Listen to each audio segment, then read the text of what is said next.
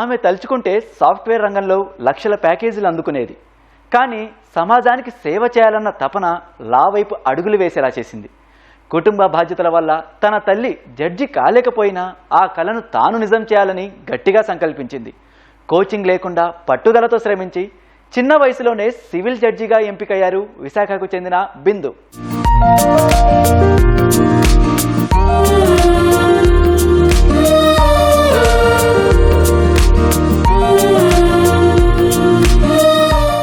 ఈ యువతి పేరు కొట్టాన బిందు. విశాఖపట్నం గాజువాక స్వస్థలం. తండ్రి వ్యాపారవేత్త, తల్లి లాయర్. చిన్నప్పటి నుంచి తల్లిని చూస్తూ పెరిగిన బిందు న్యాయ వ్యవస్థపై మక్కువ పెంచుకున్నారు.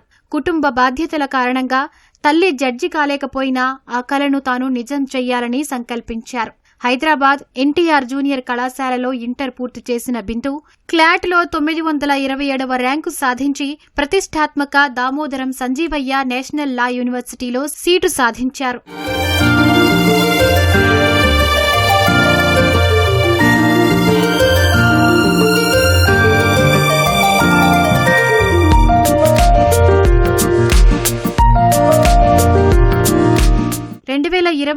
పట్టా అందుకున్న వెంటనే గాజువాక బార్ అసోసియేషన్లో సభ్యత్వం తీసుకున్న బిందు పగలు తల్లితో కలిసి కోర్టు ప్రాక్టీస్ కు వెళ్తూ చెక్ బౌన్స్, పోక్సో వంటి క్లిష్టమైన కేసులను అర్థం చేసుకునేవారు. ప్రాక్టికల్ నాలెడ్జ్ సంపాదిస్తూనే రాత్రి సమయంలో జ్యుడిషియరీ పరీక్షల కోసం సన్నద్ధమయ్యేవారు.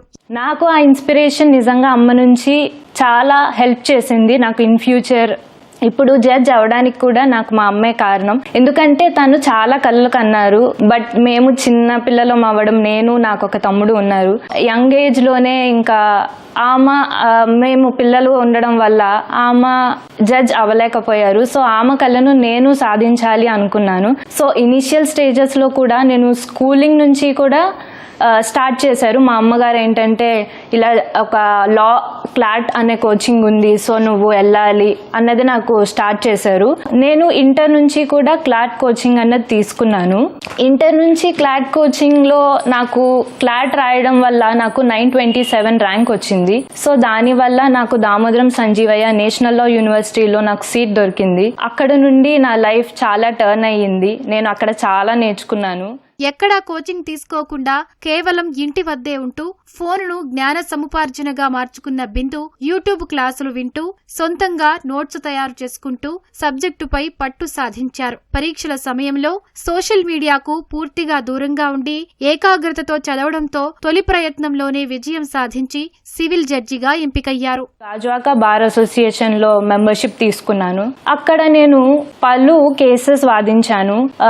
ఉదాహరణకి నేను చెక్ బౌన్స్ కేసెస్ తీసుకున్నాను, అలాగే ప్రామిసరీ నోట్ కేసెస్ తీసుకున్నాను, అలాగే ఇంకా పోక్సో కేసెస్ కూడా తీసుకున్నాను. సో ఇక్కడ నాకు గాజువాకలో కూడా మంచి అప్రిసియేషన్ వచ్చింది అందరి దగ్గర నుంచి. నా ప్రిపరేషన్ లో ఫోన్ చాలా యూజ్ చేశాను. బట్ దాన్ని ఎలా యూజ్ చేసుకున్నాను అంటే ఇన్ అ పాజిటివ్ వే. చాలా యూట్యూబ్ క్లాసెస్ ఫాలో అయ్యేదాన్నండి నేను. PW లా వాలా, ఇంకా చాలా లైక్ అన్ అకాడమీ ఉన్నాయి. ఇలాంటి చాలా మనకి ఆన్లైన్ కోచింగ్సే సరిపోతాయి. మనకి వేరే వరకు మనం వెళ్ళకపోయినా సపరేట్ గా కోచింగ్ తీసుకోవాలి. నేను ఓన్లీ జ్యుడిషియరీకి చెప్పట్లేదు. ఏదన్నా కాంపిటేటివ్ ఎగ్జామ్ మనం తీసుకున్నాము అంటే ఇప్పుడు ప్రతిదీ మనకు ఆన్లైన్ లోనే అవైలబుల్ ఉన్నాయి. కుమార్తె విజయం పట్ల ఎంతో ఆనందం వ్యక్తం చేస్తున్నారు తల్లిదండ్రులు. బిందు చదువుకునే సమయంలో ఇంట్లోకి ఎవరిని రానివ్వకుండా తన ఏకాగ్రత దెబ్బతినకుండా అండగా నిలిచామన్నారు. తను స్టడీ అన్నాళ్ళు ఎవరు ఇంటికి రావటానికి కానీ, ఫోన్స్ మాట్లాడడం కానీ, టీవీ పెట్టడం కానీ కంప్లీట్గా అన్నీ బంద్ చేసేసాం. దాంతో ఏంటంటే ఒక టైం అనేది తనకి ఇంకా ఎక్కువ టైం చదవటానికి అయ్యింది. అలాగే నాతో పాటు సేమ్ టైం ఆఫీస్కి వచ్చేసేది, అలాగే కోర్టు కూడా వచ్చేది. కోర్టులో సీనియర్స్ అందరూ కూడా, మా గురువు గారు వెంకటేశ్వరరావు గారు కూడా బాగా కోఆపరేట్ చేశారు. జూనియర్ అని చూడకుండా different types of cases hand out చేసి అది చెప్పమని ఎంకరేజ్ చేశారు. నేనైతే టెన్షన్ పడేదాన్ని బాగా. అంటే ఎలా ఉంటుంది అని యాజ్ ఏ మదర్గా నేను టెన్షన్ పడేదాన్ని. టెన్షన్ పడేది కాదు, బట్ ఏంటంటే ఆ టెన్షన్ నాకు ఉండేది. నేనేం చేయాలి, ఎలా ప్రిపేర్ అవ్వాలన్న దీంతోనే తను ఇప్పటి వరకు ఇదైంది. అందుకే నా ఫోన్లో కూడా ఉంటుంది మై బంగారం అని. కన్నవారి బాధ్యతలతో పాటు కలల్ని కూడా పంచుకుందామనే ఆలోచనలు చాలా మందిలో ఉంటాయి. కానీ అలా అనుకుని ఆగిపోకుండా తల్లి కలను నిజం చేస్తూ మొదటి ప్రయత్నంలోనే సివిల్ జడ్జిగా బిందు సాధించిన విజయం ఎంతో మంది గెలుపు పాఠం.